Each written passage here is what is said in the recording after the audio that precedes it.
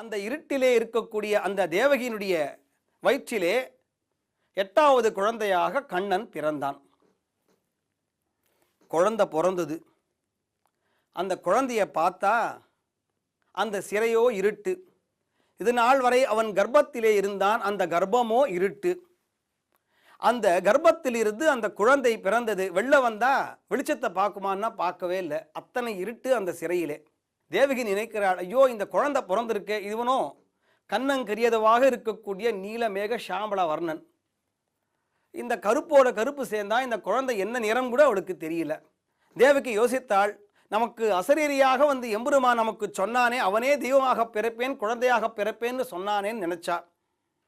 அந்த க்ஷண நேரத்திலே அந்த கண்ணங்கரியதுவாக இருந்த அந்த கண்ணன் கிருஷ்ணன் தான் யார் என்பதை தன்னுடைய தாய்க்கு அடையாளம் காட்டும் முகமாக வெள்ளை வெளேர் என்ற அந்த தேகத்தோடே பரிமுகனாக ஒரு குதிரையாக மாறி அந்த தாயினுடைய வயிற்றிலே தவழ்ந்தான்.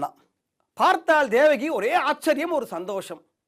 பிரம்மண்யோ தேவகி புத்திர பிரம்மண்யோ மதுசூதனகா என்று அந்த குழந்தையை பார்த்து, நீ என்றோ கண்ணனாக பிறந்திருக்கிறாய், நீ என்றோ அன்று அயக்ரீவனாக சென்று நீயே ஒரு தாயாகி அந்த படைத்த அந்த வேதங்களை எல்லாம் காப்பாற்றி பிரம்மனுக்கு அதை மீண்டும் வழங்கி அந்த எம்பெருமான் இன்றைக்கு தாய் தந்தையாக இருக்கக்கூடிய சாதாரண மானுட பிறவியாகிய என்னை காப்பாற்ற மாட்டானா என்கின்ற அற்புதமான அந்த தன்னம்பிக்கை அவளுக்கு பெருகியது. இந்த குழந்தை தாய் தந்தையை காப்பாற்றும் என்கின்ற நம்பிக்கையை ஹயக்ரீவனாக வந்து அந்த எம்பெருமான் அந்த தேவகிக்கு அடையாளம் காட்டினான். பிறகு குழந்தை பிறந்தது, வளர்ந்தது, கோகுலத்திற்கு போனது. அந்த கோகுலத்தில் இருக்கக்கூடிய அந்த கோபியரோட எல்லாம் கண்ணன் விளையாடினான். கம்சன் அசுரர்களை அனுப்பினான். பல்வேறு அசுரர்களை எல்லாம் வதம் செய்தான். பின்னாலே இந்த கண்ணனை அழைக்கும் பொருட்டு கம்சன் அக்ரூரரை அனுப்புகிறான். அக்ரூரர் மிகச் சிறந்த வேத பண்டிதர், சாஸ்திரங்களை எல்லாம் கற்று தெளிந்தவர்.